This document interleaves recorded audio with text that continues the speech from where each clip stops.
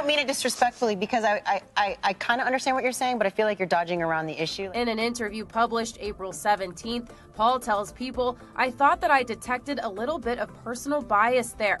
Hey, what's up, guys? Nick Davenport, aka Mr. Mental Muscle, and we're back again. And I know I'm talking about Love is Blind. You guys might be tired of this, but hey, people keep asking for it, so I'm gonna give it. So let's break this down using psychology and science, as we always do.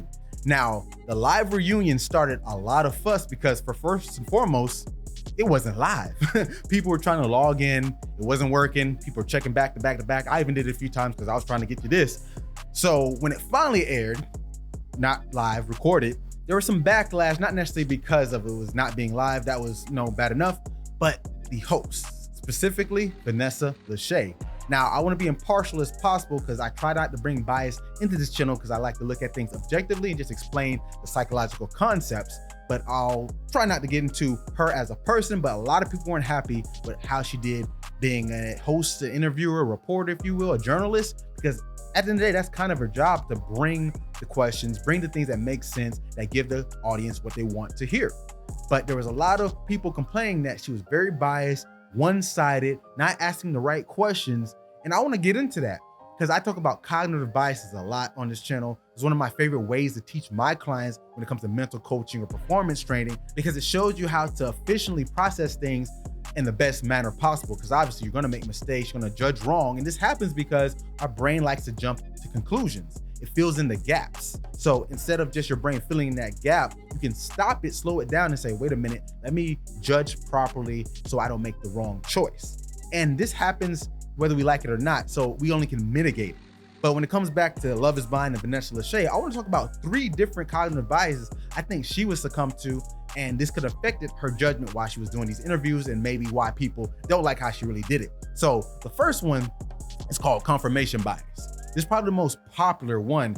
So confirmation bias, if you don't know, is when you tend to look for information that is reaffirmed and reinforced by what you already believe in. Think about this. She's the host of the show.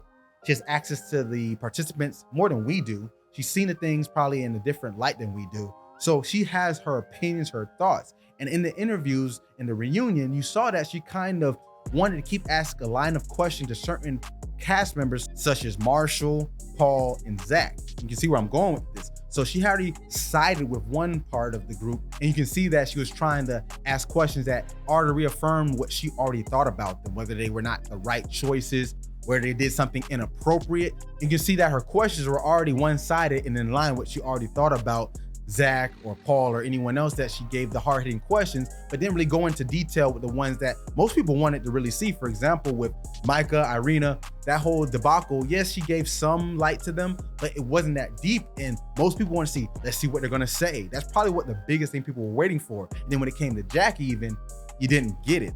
Now, confirmation bias, you can see it in everyday life when people say like politics. Like that's one of the biggest things I think of. If you have a candidate, whatever side you're on, doesn't matter.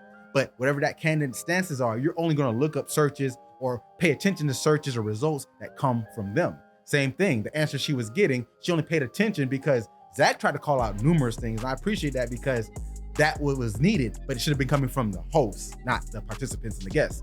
But that's just one of them. The next bias, which kind of goes hand in hand with that, is in-group bias. So this happens when someone in your circle, your group, in this case, I'm going to use men versus women. That's one theme I see in the show a lot is, obviously, they're using heterosexual couples, so it's typically a man and a woman.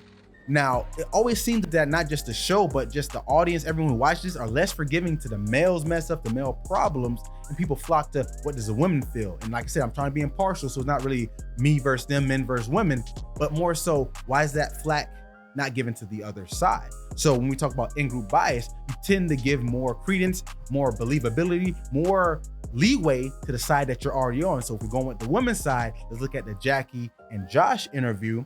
She interviewed them in their own segment, so it wasn't part of the reunion prior to it. So she asked questions talking about how the guy's doing, giving them praise, like, oh, you found your guy, he's the one for you.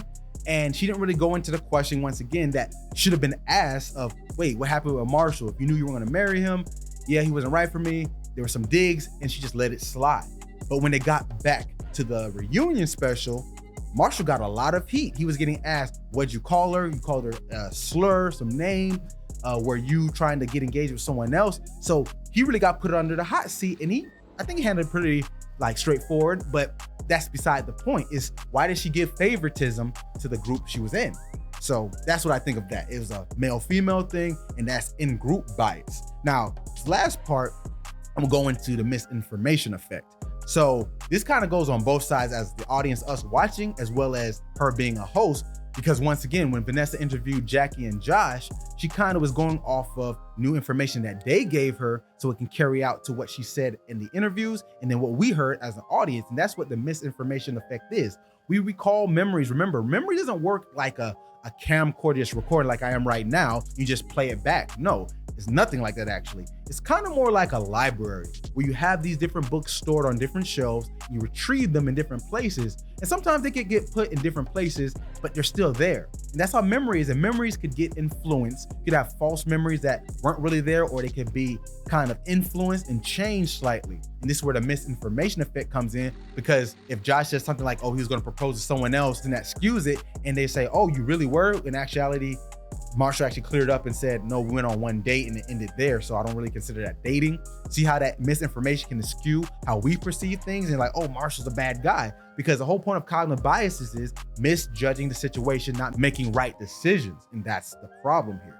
So I'm not flagging Vanessa as a host. That's not my job, but my job is to bring the science and psychology to make sense of it. So if you want to make an argument of she's not a good host, take these in consideration. These are just 3 biases I found. You know any other cognitive bias that you might have saw in this episode of The Reunion or just season 4 in general?